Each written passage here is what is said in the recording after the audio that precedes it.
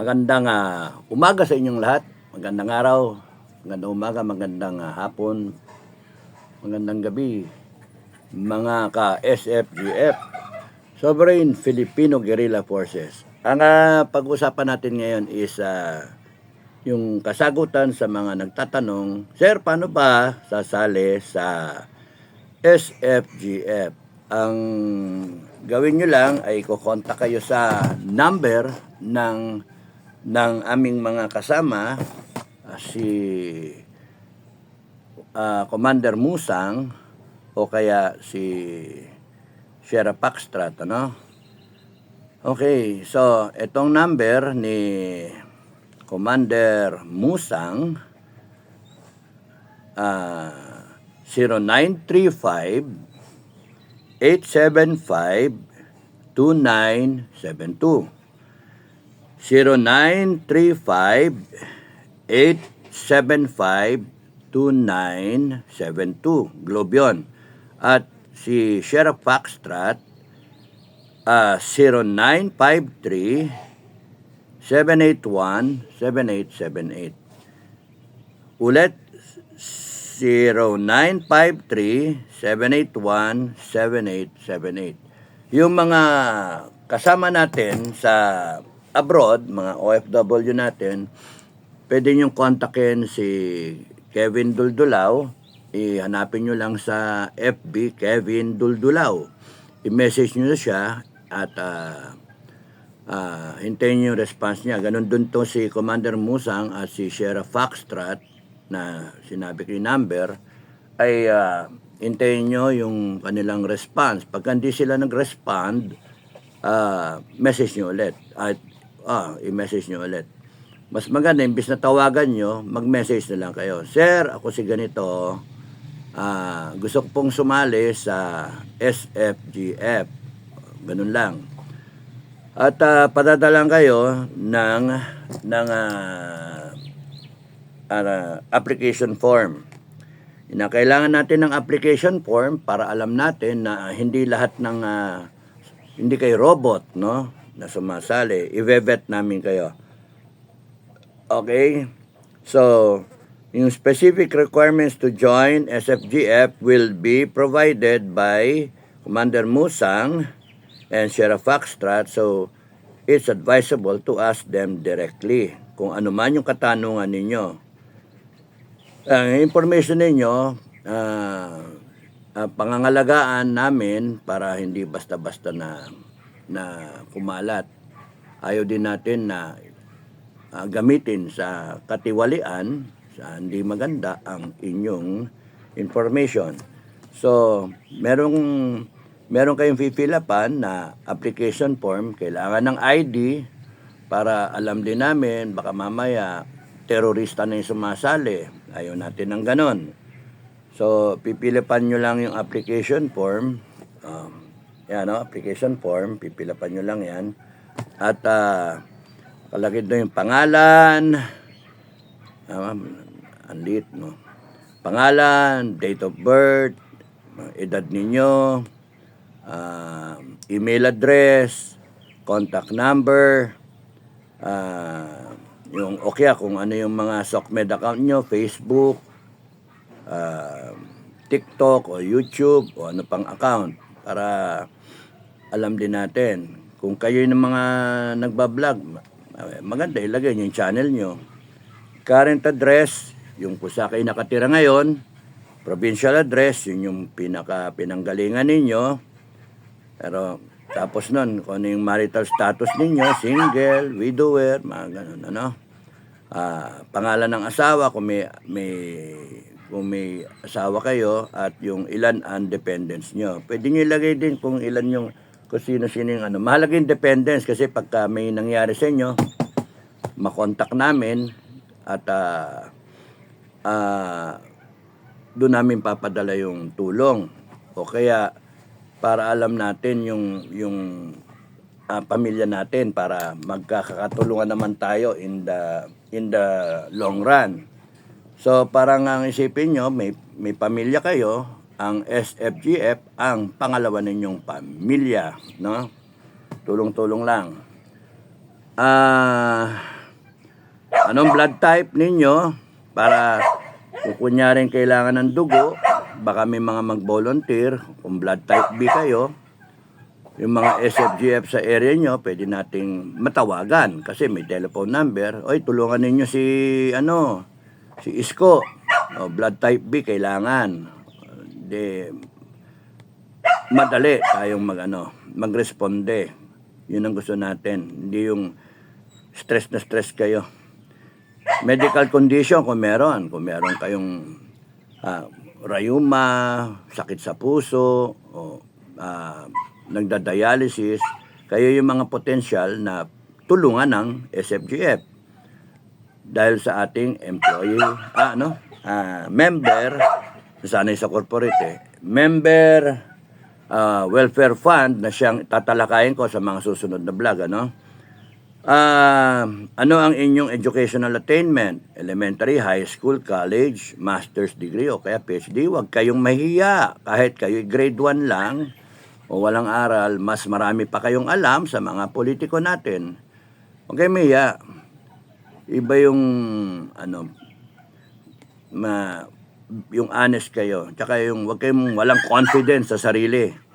Anong kurso ninyo, ibig sabihin, other courses na other than dun sa actual na education, kumuha ba kayo ng mga seminar, ng mga real estate seminar, kasi malay nyo, magkaroon tayo ng kumpanya na magde-develop eventually ng property, at least meron na tayong mga pwede magtinda para sa grupo.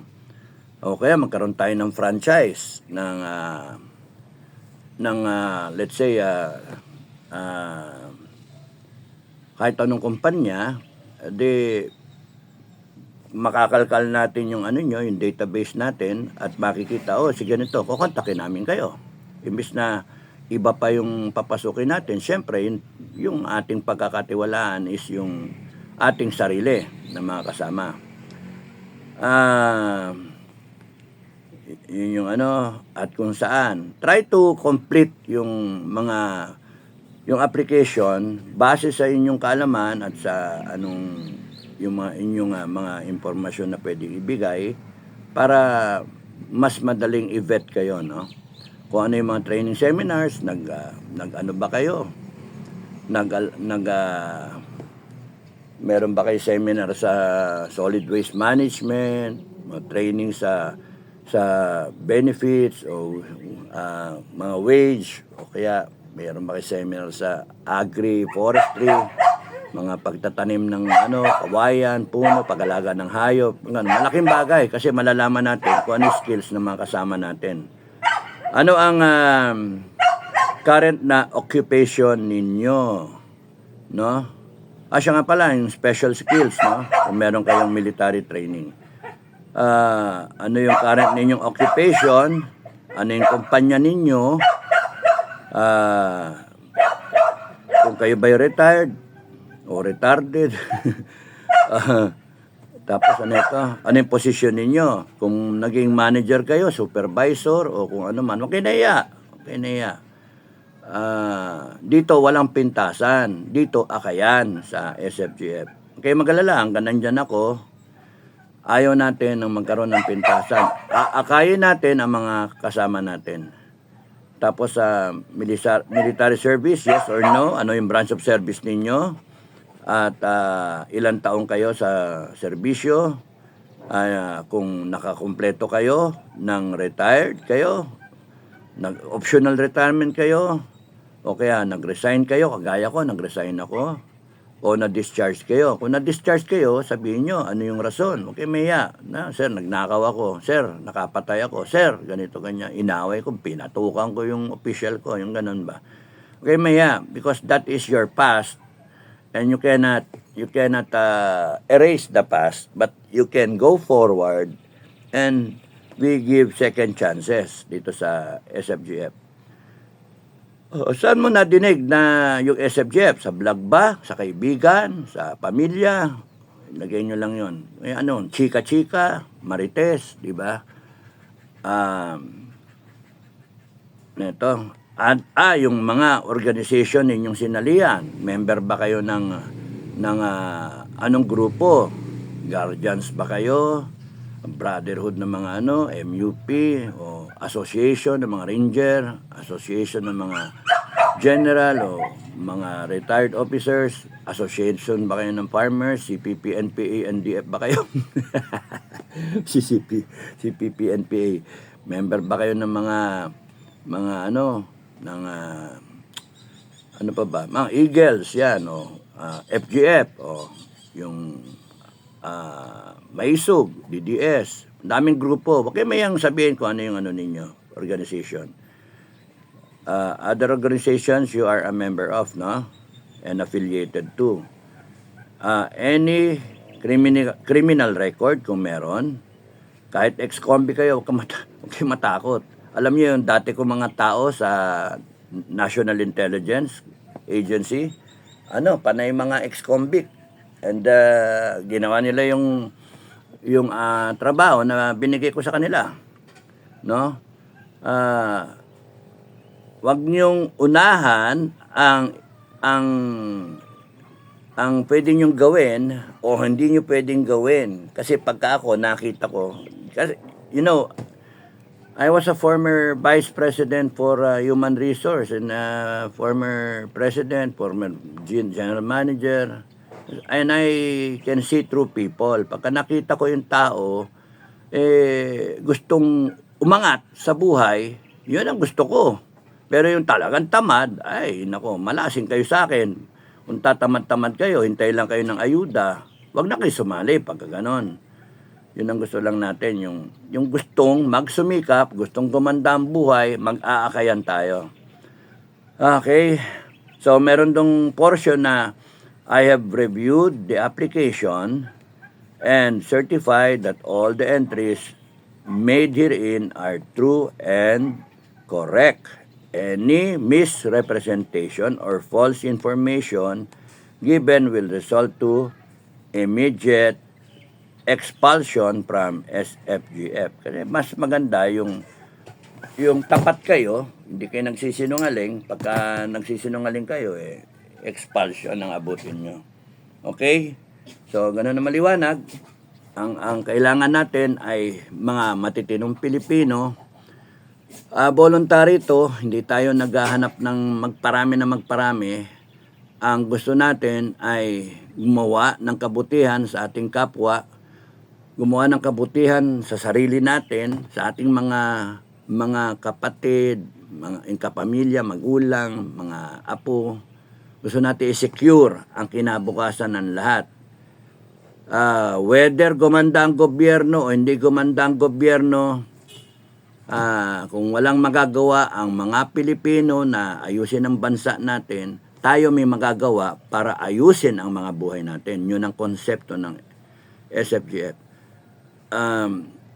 Meron tayo, gaya ng sabi ko sa una na vlog, meron tayong kooperatiba, foundation at kumpanya. Ngayon yung kumpanya, yun yung irerehistro natin sometime next year. We will raise the capital. Probably we can we'll try to come out with sa unang bagsak pa lang get 1 billion capitalization, meaning ang ano doon is divided by 4, 25% subscribe, 250 million shares ang subscribed, and then yung 1/4 noon is around 62,500,000 pesos ang paid up. We will try to raise that amount. Kung hindi, magsimula tayo ng 10 million na paid up. And then as we go along, we increase our capitalization. Why? Because we intend to go on initial public offering after mga 5-7 years of performance. Good financial performance, we can